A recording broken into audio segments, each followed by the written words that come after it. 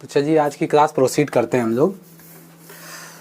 Last class में हम लोगों ने हेनरी लॉ पढ़ा था, ठीक है ना। तो थोड़ा सा उसको रिमाइंड करते हैं। देखिए हेनरी लॉ में हम लोगों ने क्या पढ़ा था। हेनरी लॉ में हम लोगों ने सिंपल चीज़ पढ़ी थी कि अगर किसी सॉल्वेंट में हम लोगों को सॉल्यूट एज अ गैस लेना है हमें, ठीक है ना। तो गैस को एज अ सॉल्यूट लेने के लिए हमें उस गैस को उस सॉल्वेंट में डिज़ोल्व करना पड़ेगा। तो देखिए ऑर्डिनरी टेम्परेचर पर उस गैस की एक लिमिटेड क्वांटिटी ही उस सॉल्वेंट में डिज़ोल्व हो सकती है। इसका मतलब अगर आपको बल्क क्वांटिटी में इस गैसियस सॉल्यूट को उस सॉल्वेंट में डिज़ोल्व करना है तो आपको इसके लिए प्रेशर इन्वॉल्व करना पड़ेगा, यानी प्रेशर अप्लाई करना पड़ेगा। थ्रू प्रेशर आप उस सॉल्यूट यानी जो गैस है उसको उस सॉल्वेंट में डिज़ोल्व कर सकते हो। और उसके लिए हम लोगों ने हेनरी लॉ पूरा पढ़ा था कि जो P होता है यानी पार्शियल प्रेशर ऑफ गैस होता है वो डायरेक्टली प्रोपोर्शनल होता है मोल फ्रैक्शन ऑफ द गैस। जो भी गैस आप इन्वॉल्व कर रहे हो उस पर जितना भी प्रेशर लगेगा वो उसके मोल फ्रैक्शन के डायरेक्टली प्रोपोर्शनल होगा, ठीक है ना। तो उसमें हम लोगों ने फॉर्मूला भी पढ़ा था P प्रोपोर्शनल टू X यानी P is equal to KH into X, जहाँ पे KH आपका हेनरी कांस्टेंट था। आज हम लोगों को क्या पढ़ना है जरा देखिए आज हम लोगों को पढ़ना vapour pressure of liquid solution. देखिए vapour pressure of liquid solution, यहाँ हमने वर्ड जो यूज़ किया है वो लिक्विड सोल्यूशन यूज़ किया है। देखिए लिक्विड सोल्यूशन कई केसेस में बन सकता है। इसका मतलब ये कि अगर आप जो सॉल्वेंट यूज़ कर रहे हो अगर वो लिक्विड है, ठीक है ना, तो जो सॉल्यूट होगा, जो हमारा सॉल्यूट होगा, इन केस अगर वो सॉलिड है तब भी हमारा लिक्विड सॉल्यूशन बनेगा क्योंकि सॉल्वेंट को हम लिक्विड दे रहे हैं, या अगर ये सॉल्यूट हम गैस ले रहे हैं तब भी हमारा लिक्विड सॉल्यूशन ही बनेगा, ठीक है ना। तो लिक्विड सॉल्यूशन में हमें कब पढ़ना क्या है, vapour pressure of liquid solution, यानी जो सॉल्यूट हम लोग ऐड करेंगे वो भी हम लोगों का क्या होगा, लिक्विड होगा। क्योंकि अगर लिक्विड को एज अ सॉल्यूट ऐड करें और सॉल्वेंट हमारा जो लिक्विड है तब भी हमें क्या मिलेगा, हमें लिक्विड सॉल्यूशन ही मिलेगा, ठीक है। ये तो बात हो गई लिक्विड सॉल्यूशन की। अब क्या है कि vapour pressure of liquid solution में हमें क्या करना है कि जो सॉल्यूट लेना है, सॉल्यूट उसको लिक्विड स्टेट पर लेना है, लिक्विड फेज बोल सकते हो, और जो सॉल्वेंट लेना है वो भी हमें कैसा लेना है, लिक्विड फेज पर ही लेना है। और जब लिक्विड फेज पर आप इसको लोगे तो आपका जो सॉल्यूशन बनेगा वो आपका लिक्विड सॉल्यूशन ही बनेगा। बेसिकली आज हमें राउल्ट लॉ पढ़ना है, ठीक है ना। राउल्ट लॉ एक्चुअली में दो तरह से डिफाइन होता है कि जब जो ये आप सॉल्यूट यूज़ कर रहे हो इसमें दो केस आते हैं हमारे, यानी जो लास्ट क्लास में हमने थोड़ा बहुत बताया था, वोलाटाइल सॉल्यूट के लिए भी आता है और ये नॉन वोलाटाइल सॉल्यूट के लिए भी होता है। तो आज हम लोग क्या करेंगे, इसको एक्सप्लेन करेंगे कि ये वोलाटाइल सॉल्यूट के लिए किस तरह से हम लोग इसमें राउल्ट के लॉ को अप्लाई करेंगे। तो ये तो कॉमन चीज़ें थी जो हमें पता होनी चाहिए। अब देखिए कुछ चीज़ें हमें और पता करनी है इसमें, वो भी देखो हम इसको बेसिक जो टर्म है वो भी आपको बता दें फिर राउल्ट लॉ एक्सप्लेन करते हैं। तो देखिए कौन कौन से बेसिक टर्म है पहले समझ लीजिए। देखिए सबसे पहले अगर हम एक कंपोनेंट लें जिसको हम लोग फर्स्ट कहें, फर्स्ट बोलो या ये बोलो बात एक ही है, कंपोनेंट फर्स्ट, ठीक है। इसको हम लोग ऐसा अज्यूम कर रहे हैं कि ये हमारा सॉल्यूट है जो लिक्विड फेज पर है। देखो बिल्कुल बेसिक से इसको समझा रहे हैं, अच्छे से समझ लेना, आपको समझ में आ जाएगी पूरी कहानी इसकी क्या है, ठीक है ना। नहीं तो इसमें हमेशा कंफ्यूज रहोगे आप। कंपोनेंट सेकंड उठाया, ठीक है ना, और ये हमारा हमने इसको एज अ कंसीडर किया क्या, सॉल्वेंट, और ये भी हमारा किस फेज में रहेगा, लिक्विड फेज में रहेगा।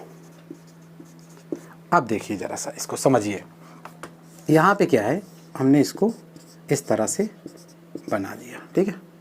चलिए इसको भी हमने इस तरह से इसमें बना दिया। दो चीज़ें हमने इसमें, ये हमारा कंपोनेंट फर्स्ट हो गया और ये हमारा कंपोनेंट सेकंड हो गया, ठीक है। इस सिचुएशन पर दोनों अपनी प्योर फॉर्म में हैं। किस फॉर्म में है, प्योर फॉर्म। देखिए जब ये प्योर फॉर्म है तो इसका कोई मोल फ्रैक्शन नहीं होगा इस हिसाब में। जब इनको आपस में मिक्सअप करेंगे, जैसे मोल फ्रैक्शन क्या होता है हम थोड़ा सा एक्सप्लेन करें ज़रा। देखिए अगर कोई बाइनरी सोल्यूशन हम उठाएं, जैसे इसमें हमने A और B दो कंपोनेंट, बाइनरी सोल्यूशन का मतलब होता है जिसमें दो कंपोनेंट हो। अगर हम सपोज करें कि 3 मोल आपने इसमें A के दिए हुए हैं और 2 मोल इसमें B के दिए हुए, ये दोनों आपस में मिक्स किए आपने, ठीक है ना। तो जो मोल फ्रैक्शन होगा इस A का, तो मोल फ्रैक्शन का सीधा सीधा फॉर्मूला होता है number of moles of A और डिवाइडेड बाय टोटल मोल्स। इसका मतलब A का जो मोल फ्रैक्शन होगा वो होगा 3/3 + 2, इसका मतलब 3/5। जबकि अगर हम B कंपोनेंट का मोल फ्रैक्शन निकालें तो इसके जितने मोल होंगे अपॉन टोटल मोल 2/5। ये मोल फ्रैक्शन निकालने का फॉर्मूला होता है। और खासकर एक चीज़ और कि अगर बाइनरी सोल्यूशन ले रहे हो या कभी कभी 3 अलग अलग कंपोनेंट की भी मिक्सिंग हो जाती है, तो इनका जो सम होगा XA + XB ये हमेशा यूनिट होगा और इसका यूज़ भी बहुत जगह होता है। तो ये मोल फ्रैक्शन निकालने का तरीका है। तो हम बता रहे थे ये प्योर सॉल्वेंट है। देखिए प्योर, अगर प्योर अभी सॉल्यूट सॉल्वेंट जो भी होगा, अगर कंपोनेंट फर्स्ट को हम सॉल्यूट कंसीडर कर रहे हैं तो सॉल्यूट है, और इसको कंसीडर कर रहे हैं सॉल्वेंट तो ये सॉल्वेंट है। इस प्योर फॉर्म में अगर इसको इमेजिनरी वॉल बना के आप यहाँ पे हीट करने का प्रयास करोगे तो यहाँ कुछ वेपर गैदर्ड होगी। तो जो वेपर यहाँ गैदर्ड होगी, हमने ये कंसीडर किया कि इस समय पर इसका जो पार्शियल प्रेशर जनरेट हो रहा है वो P1 नॉट है, ठीक है। ये नॉट वर्ड यूज किया है हमने, P1 नॉट बोल सकते हो स्टैंडर्ड फॉर्म में। इसका मतलब इस समय इसमें किसी भी तरह की मिक्सिंग नहीं है, ठीक है। और इसका जो मोल फ्रैक्शन इसका जो हमने वो पार्शियल प्रेशर यहाँ जो जनरेट होगा हीट करने पर, उसको हमने जो अज्यूम किया है वो P2 नॉट अज्यूम किया है, ठीक है। इन केस अगर आप इन दोनों को आपस में मिक्स करेंगे तो सपोज दैट ये मान लो कि आपके पास एक इस तरह का कोई सॉल्यूशन, आप सॉल्यूशन वर्ड बोल रहे हैं हम, ठीक है, सॉल्यूशन, ये हमारा सॉल्यूशन आ गया। तो ये एक तरह का हमारा बाइनरी सॉल्यूशन प्रिपेयर हुआ है। अब इसी जो ये सॉल्यूशन प्रिपेयर हुआ है, इसी को बेस बना के जो साइंटिस्ट थे जिनका नाम था, कहाँ लिख दें हम, चलिए यहाँ लिखे दें, उनका नाम था जैकोइस राउल्ट मार्टी या मार्टी राउल्ट, ठीक है ना, जैकोइस मार्टी Raoult. In 1886 he gave a quantitative relationship between mole fraction and partial pressure of the solute as well as solvent। तो यहाँ पे क्या कि साइंटिस्ट जो थे राउल्ट लॉ, जिन्होंने राउल्ट लॉ दिया। तो अब एक चीज़ देखिए कि यहाँ पे जो भी आपने ये प्योर फॉर्म में इधर आपने सॉल्यूट इसको कंसीडर किया, इसको सॉल्वेंट कंसीडर किया, तो इन दोनों को जब लिया है तो इन दोनों में एक चीज़ और है कि ये दोनों वोलाटाइल हैं। दोनों कैसे हैं? वोलाटाइल ये भी है और हमारा वोलाटाइल ये भी है। अब जो इनकी आपस में इंटरमिक्सिंग होगी, अब देखिए इनकी जो भी इंटरमिक्सिंग होगी तो उसी के लिए राउल्ट ने ये लॉ दिया था कि इनके पार्शियल प्रेशर जो जनरेट हो रहे हैं इनकी इंटरमिक्सिंग करने के बाद, तो वो पार्शियल प्रेशर किस तरह किन चीज़ों का उस पर इफेक्ट पड़ेगा, या वो पार्शियल प्रेशर किस पर डिपेंड करता है एक तरह से, ठीक है ना। तो इस जो क्वांटिटेटिव रिलेशनशिप होता है, इसी रूल को हम लोग बोलते हैं Raoult law for volatile solvent. यहाँ वोलाटाइल है दोनों, क्योंकि नॉन वोलाटाइल के लिए दूसरी तरह से राउल्ट लॉ लगाया जाता है, वो हम नॉन वोलाटाइल कोंजुगेटिव प्रॉपर्टी में डिस्कस करेंगे, यहाँ की बात कर रहे हैं अभी, ठीक है। तो यहाँ जो आपका सॉल्यूशन प्रिपेयर हुआ, अब देखिए अगर आप इसको इमेजिनरी वॉल बना के यहाँ पे हीट करने का प्रयास करोगे, जो भी यहाँ डिपॉजिट होंगी चीज़ें, जो भी डिपॉजिट होंगी, तो आपको अच्छी तरह से पता है कि इसमें दोनों पार्ट होंगे। दोनों पार्ट का मतलब इसमें सॉल्यूट भी होगा और इसमें सॉल्वेंट भी होगा। क्यों? क्योंकि वोलाटाइल आपका सॉल्यूट भी है और वोलाटाइल आपका सॉल्वेंट भी है, ठीक है ना। तो किस चीज़ों पर किस तरह से ये डिपेंड करेगा, तो चलो उसका मैथमेटिकल क्या फॉर्म है उसको डिस्कस करते हैं, ठीक है।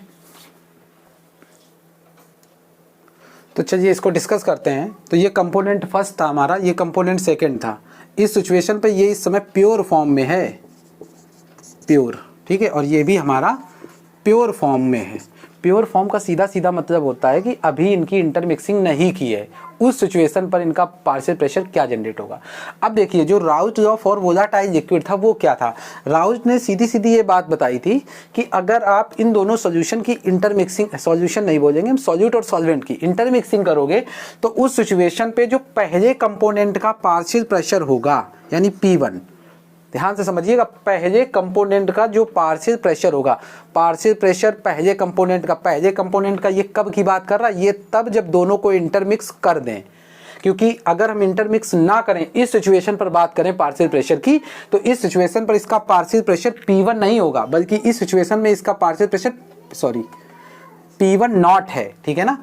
तो ये P1 जो पार्शियल प्रेशर है ये आफ्टर इंटरमिक्सिंग है, दोनों को जब आपस में मिला दिया, इसका मतलब P1 is not a partial pressure for purest form, it is the partial pressure of the first component when you are mixing both of the solute as well as solution, ठीक है ना। तो P1 नॉट जो है, P1 है, ये directly proportional होता है मोल fraction of the first component. अब देखिए यहाँ पे मोल fraction of the first component, इसका मतलब है कि ये मोल फ्रैक्शन तब है जब दोनों को इंटरमिक्सिंग कर दिया गया है।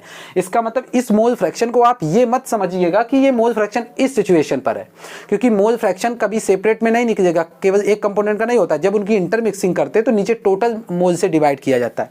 तो यहाँ जो P1 होगा वो डायरेक्टली प्रोपोर्शनल होगा मोल fraction of the first part, जो भी इसमें फर्स्ट पार्ट का होगा, सॉल्यूट का होगा या सॉल्वेंट का होगा। तो ये P1, अगर P1 इक्वल्स टू हम यहाँ यूज करें तो यहाँ हम यूज करेंगे P1 not into x1, equation number first. अब आप समझिए यहाँ पे partial pressure of the first component is directly proportional to the mole fraction of the solute। यहाँ हम इसको solute कंसीडर कर रहे हैं, तो mole fraction of the solute in the solution की बात कर रहे हैं। यानी ये जो भी फॉर्मूला हम अप्लाई कर रहे हैं ये तब अप्लाई कर रहे हैं जब इनकी इंटरमिक्सिंग हो चुकी है और हमारे पास एक नया सॉल्यूशन प्रिपेयर हो गया है, और इस सॉल्यूशन में दोनों कंपोनेंट हैं, सॉल्यूशन में सॉल्वेंट भी है और आपका सॉल्यूट भी है। और इंपॉर्टेंट चीज ये है कि इसमें सॉल्यूट और सॉल्वेंट दोनों ही वोलाटाइल कैरेक्टर के हैं, ठीक है।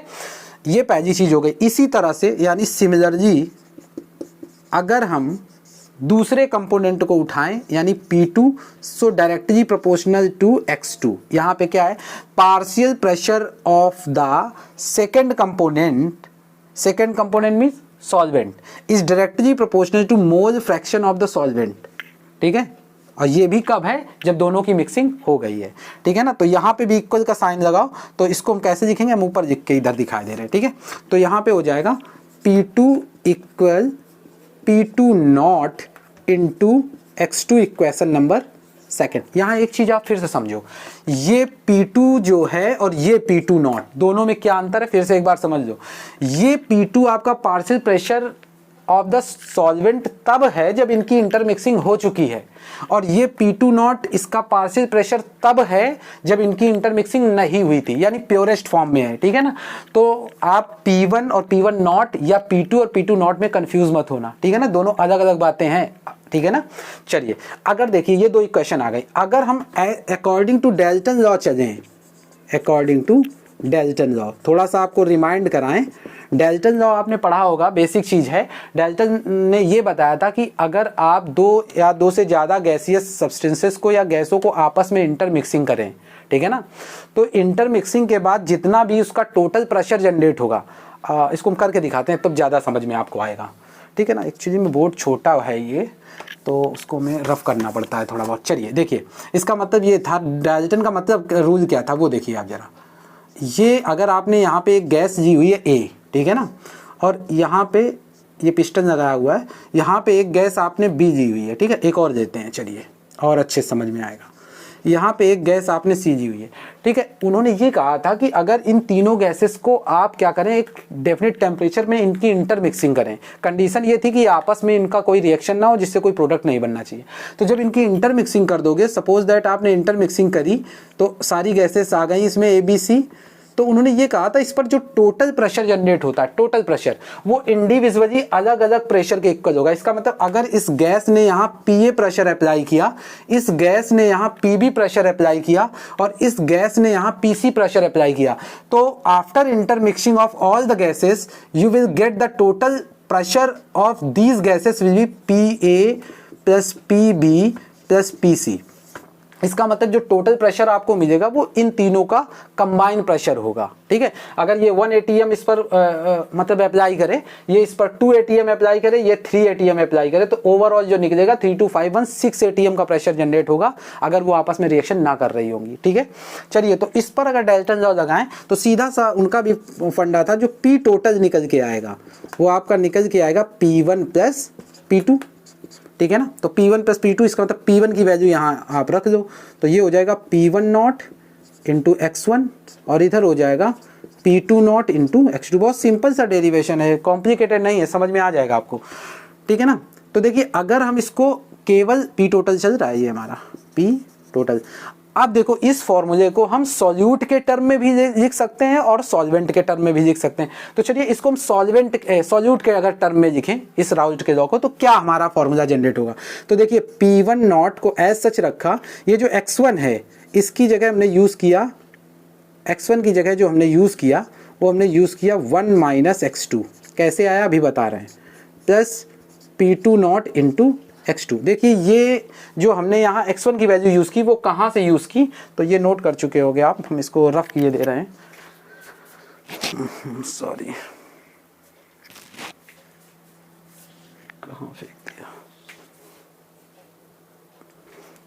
तो देखिए ये जो x1 प्लस x2 होता है वो आइडेंटिटी होती है, ये 1 होता है, ठीक है ना। क्योंकि मोल फ्रैक्शन अगर किसी बाइनरी सॉल्यूट और सॉल्वेंट का आप निकाल रहे हो, कोई बाइनरी सोल्यूशन है, तो उसमें x1 प्लस x2 की वैल्यू हमेशा 1 होती है।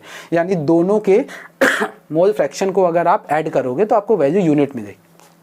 तो यहाँ से अगर आप x1 की वैल्यू निकालोगे तो 1 माइनस x2 मिलेगा, ठीक है ना। इसका मतलब इसको अगर हम एज अ सॉल्यूट कंसीडर करें मोल फ्रैक्शन और इसको सॉल्वेंट, तो हम इस फॉर्मूले को अप्लाई कर सकते हैं, ठीक है ना। अब इसमें आप इसका मल्टीप्लाई करा लो तो ये कितना आएगा, P1 not minus x2 P1 not plus P2 not x2, ठीक है। इसको और सिंप्लीफाई कर दो तो देखिए यहाँ पे क्या करते हैं हम, इधर से P1 नॉट को P1 नॉट रखते हैं, यहाँ से हम x2 को कॉमन ले लेते हैं और यहाँ पे आपका मिल जाएगा P2, x2 को कॉमन ले लिया, माइनस का P1 नॉट। ये आपका जो फॉर्मूला जनरेट होगा यही फॉर्मूला आपका है Raoult law for volatile liquids. I hope कि आपको जो वोलाटाइल लिक्विड के लिए राउल्ट का लॉ था वो समझ में आ गया होगा, ठीक है ना। तो इसके लिए ग्राफ भी है, ग्राफ हम डिस्कस कर देंगे आपको, ठीक है। तो राउल्ट लॉ आप समझ गए होंगे कि राउल्ट लॉ वोलाटाइल लिक्विड के लिए क्या है, लेकिन ज़्यादातर राउल्ट लॉ पूछा जाता है तो सब एक ही लॉ लिखते हैं, उसका जो relative lowering vapour pressure is directly proportional to mole fraction of the solute. वो जो आपका राउल्ट लॉ है वो नॉन वोलाटाइल सॉल्यूट के लिए है। तो इस चीज़ को आप ध्यान रखें कि नॉन वोलाटाइल सॉल्यूट के लिए आप राउल्ट का लॉ लिख रहे हैं या राउल्ट का लॉ आप वोलाटाइल सॉल्यूट के लिए लिख रहे हैं, दोनों अलग अलग बातें हैं, दोनों में बहुत बड़ा अंतर है, ठीक है ना। तो इसको आप समझ गए होंगे। तो ये इसके बाद हम लोग थोड़ा सा आइडियल और नॉन आइडियल सोल्यूशन के बारे में चीज़ें सीख लेते हैं। उसको सीखने से पहले कुछ बेसिक चीज़ें हैं जिनको आप जान लो पहले, ठीक है ना। क्योंकि जब आप चीज़ें पढ़ोगे ideal solution non ideal solution में तो आपको थोड़ी समस्या होगी। कुछ चीज़ें हैं जो आपको सीखनी चाहिए, ठीक है। तो पहले हम वो बेसिक चीज़ें आपको बता दें, आप ध्यान से समझो, आपको पूरी चीज़ समझ में आ जाएगी, सोल्यूशन में कभी कोई कन्फ्यूजन नहीं होगी आपको, ठीक है। चलिए उसके पहले हम लोग आइडियल और नॉन आइडियल सोल्यूशन पढ़ें, उसके पहले कुछ एक चीज़ और है, उसको ज़रा देख लो आप। देखिए अगर एक किसी स्पेशल केस की हम बात करें, special case for what, special case का मतलब है अगर हम एक रूल यहाँ लिखें P is equal to P nought into X, तो आपको सीधा सीधा समझ में आ जाएगा कि भाई ये तो राउल्ट लॉ है, P is equal to P nought into X. और ये राउल्ट लॉ जो है वो कब है, वोलाटाइल लिक्विड वाला जो अभी हमने डिस्कस किया, ठीक है ना। देखिए ये हम special case for Henry law बता रहे हैं, जो पढ़ा चुके हैं हम कि वो स्पेशल के हेनरी लॉ का अगर आप कंपेयर करो किससे, राउल्ट लॉ से, तो किस तरह से ये आपस में कंपेयर हो जाएंगे। तो P is equal to P nought into X. लेकिन अगर हम हेनरी लॉ की बात करें तो हेनरी लॉ में आपने यही चीज़ ये पढ़ी थी KH इंटू एक्स, ठीक है ना। यानी ऊपर वाला ये राउल्ट लॉ था, ये आपका हेनरी लॉ था। तो दोनों में एक बेसिक अगर आप देखो दोनों में एक बहुत ही माइनर डिफरेंस आपको देखने का मिलेगा। देखिए P की वैल्यू इसमें भी यूज़ की गई, प्रेशर इसमें भी यूज़ किया गया, मोल फ्रैक्शन इसमें भी यूज़ किया गया, मोल फ्रैक्शन इसमें भी यूज़ किया। लेकिन एक जो बेसिक डिफरेंस समझ में आ रहा है वो केवल P नॉट और KH का। इसका मतलब फॉर स्पेशल कंडीशन, अगर किसी स्पेशल कंडीशन के लिए अगर P नॉट और KH आपस में इक्वल हो जाएं तो उस सिचुएशन पर Raoult law resemble with Henry दो। बताइए बात सही है ना?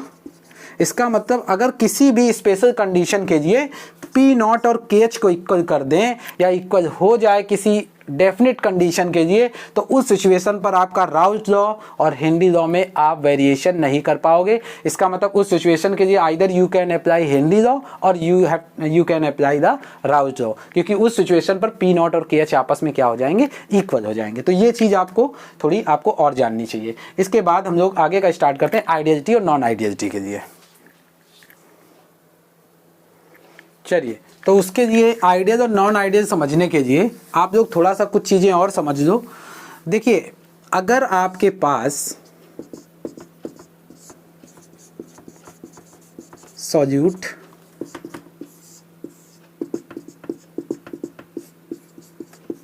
प्लस सॉल्वेंट, ये दो चीज़ें हैं, तो आपको अच्छी तरह से हमने भी बताया था कि अगर आप जब इन दोनों की इंटरमिक्सिंग करोगे तो आपको क्या मिलेगा, सॉल्यूशन मिल जाएगा। ठीक है, अब देखिए जो भी सॉल्यूशन आपको मिलेगा, अगर हम ये कंसीडर करें कि ये A2 है, ये B2 है, तो ऑब्वियस सी बात है जब हमें इधर सॉल्यूशन मिलेगा तो उसमें A और B दोनों की जो प्रॉपर्टीज होंगी वो है। अब देखिए जो आइडियल और नॉन आइडियल बिहेवियर है उसके लिए हमें कुछ चीज़ें समझनी पड़ती हैं। वो क्या चीज़ें हैं?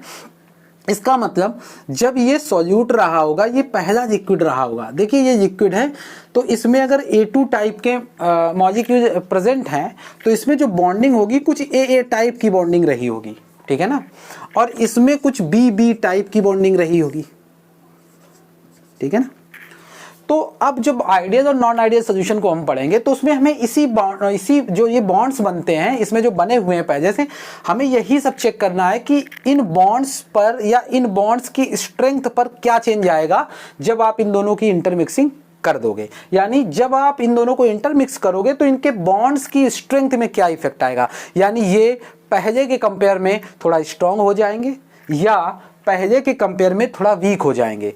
उसी के हिसाब से, उसी के बिहाफ से हम सॉल्यूशन को डिवाइड करेंगे कि सॉल्यूशन जो है वो आइडियलिटी बिहेवियर शो कर रहा है या नॉन आइडियल है, या वो नॉन आइडियल है तो वो राउल्ट के लॉ से पॉजिटिव डेविएशन शो कर रहा है या राउल्ट के लॉ से नेगेटिव डेविएशन शो कर रहा है। ये वर्ड जो हम यूज कर रहे हैं, राउल्ट के लॉ से पॉजिटिव डेविएशन या राउल्ट के लॉ से नेगेटिव डेविएशन, इस वर्ड का मतलब क्या है? What is the mean of the word deviation? देखिए, डेविएशन का एक सिंपल सा मतलब होता है, आप इसको समझ सकते हो इस तरह से। सपोज दैट आप ये समझिए, ऐसे समझिए आप, देखिए ये डेस्टिनेशन पॉइंट है, हमें यहाँ से मूव करके यहाँ पहुँचना है, ठीक है ना। अगर मान लो किसी को कोई रास्ता बता दिया गया, सपोज दैट इसको ये वे डिसाइड कर दिया गया कि भाई ये इस वे से इस डेस्टिनेशन तक पहुँचेगा, इसका मतलब दैट इज द आइडियल। ये हमारा एक आइडियल है कंडीशन कि हमको यहाँ से यहाँ तक पहुँचना है, ये हमारा डेस्टिनेशन है। लेकिन हो सकता है कि कोई दूसरा पर्सन हो, वो यहाँ से यहाँ पहुँचे, क्या अब वो डेस्टिनेशन तक नहीं पहुंचा? अभी भी वो डेस्टिनेशन तक पहुंचा है, लेकिन जो आइडियल, जो उसको कंडीशन दी गई थी कि ये वे होना चाहिए, उस वे से वो डेविएट कर गया। डेविएट का मतलब होता है अपने किसी वे से डेविएट कर जाना, मतलब भ्रमित हो जाना या अपने मार्ग को छोड़ के किसी दूसरे वे से कहीं पहुंचना। लेकिन अभी भी डेस्टिनेशन प्रॉपरली है, बट ये आइडियलिटी नहीं है, ठीक है ना, क्योंकि इसने डेविएशन शो किया, इसको वे ये बताया गया था, लेकिन ये यहाँ, हालांकि ये पहुंचा डेस्टिनेशन तक, लेकिन ये अपने वे से डेविएट हो रहा है। तो अगर वो किसी कंडीशन पर, अगर वो ऐसे भी डेविएट हो सकता है, तो जब हम लोग राउल्ट लॉ पढ़ते हैं तो इसमें दो तरह का डेविएशन हम लोग पढ़ते हैं, एक पॉजिटिव डेविएशन और एक नेगेटिव डेविएशन। किस तरह से हम पॉजिटिव या नेगेटिव डेविएशन को डिफाइन करेंगे वो हम अभी एक्सप्लेन करेंगे आइडियल और नॉन आइडियल के केस पर, ठीक है। तो इसके लिए अभी हमने जो थोड़ी चीजें बताई वो आप समझो। अब देखिए हम आपको बताते हैं आइडियल और नॉन आइडियल सोल्यूशन क्या होता है। बहुत ध्यान से समझिएगा, आपको पूरी कहानी समझ में आ जाएगी आइडियल और नॉन आइडियल। फिर आपको कोई सा भी वो एग्जाम्पल दे, आप केवल उस पेयर को देख के बता दोगे कि ये आइडियल सोल्यूशन का एग्जांपल है। और ये एग्जाम में खूब पूछा जाता है, भर भर के पूछा जाता है, कॉम्पिटिटिव एग्जाम्स में भी पूछा जाता है, पीजीटी में भी, इवन पिछले ईयर भी पूछा गया है। ये जब एग्जाम हुआ था अभी पिछले ईयर का, तो पिछले ईयर का मतलब ये हो गया कि जो लास्ट वाला एग्जाम हुआ था, ठीक है ना, तो उसमें भी पूछा गया। प्लस जेई मेंस एडवांस में भर भर के क्वेश्चन पूछता है, इससे मेंस में तो बहुत पूछता है। इसका मतलब केवल हम लोगों को इसकी बॉन्ड स्ट्रेंथ को देखकर ही इस बात का आइडिया लगा लेना है कि ये आइडियल बिहेवियर शो कर रहा है कि नॉन आइडियल शो कर रहा है। चलिए उसको एक्सप्लेन करते हैं, ठीक है। चलिए तो आइडियल और नॉन आइडियल को कैसे एक्सप्लेन करते हैं, देखिए जरा। लिक्विड लिक्विड सोल्यूशन, देखो लिक्विड लिक्विड सोल्यूशन का मतलब solute and solvent both are in liquid phase. तो यहाँ पे क्या है, इस तरह के सोल्यूशन को दो अलग अलग टाइप में डिवाइड करते हैं। एक को बोलते हैं हम लोग आइडियल सोल्यूशन और एक को हम लोग बोलते हैं नॉन आइडियल सोल्यूशन। जरा समझिए आइडियल सोल्यूशन क्या होता है। देखिए आइडियल सोल्यूशन क्या होता है कि जो कॉन्सेंट्रेशन की सारी लिमिट के अकॉर्डिंग, यानी कंसंट्रेशन की कोई भी लिमिट उसको प्रोवाइड कर दी जाए, वो क्या करता है, फॉलो राउल्ट लॉ, वो राउल्ट लॉ को फॉलो करता है।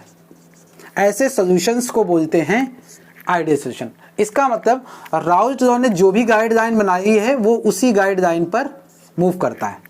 ऐसे सॉल्यूशन को बोलते हैं आइडियल सोल्यूशन। ऐसे आपको थ्योरेटिकल नहीं समझ में आएगा, जब एग्जांपल इसका देंगे तो आपको ज़्यादा समझ में आएगा। जरा समझिए अब आइडियल सोल्यूशन का मतलब क्या। आइडियल सोल्यूशन में एक चीज़ और ध्यान रखना आप कि जो डेल्टा एच मिक्सिंग होती है इसकी वो ज़ीरो होती है और साथ साथ जो डेल्टा वी मिक्सिंग होती है वो भी ज़ीरो होती है आइडियल केस में। इस डेल्टा एच मिक्सिंग और डेल्टा वी मिक्सिंग का मतलब क्या है, जरा ये भी समझिए आप।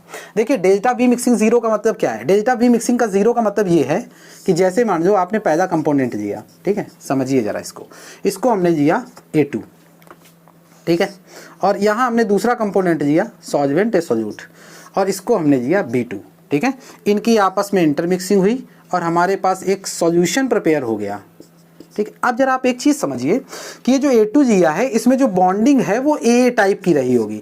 इसका मतलब ये जो बॉन्ड है इसकी कुछ ना कुछ स्ट्रेंथ तो रही होगी इस बॉन्ड की। और यहाँ पे भी जो B2 है इस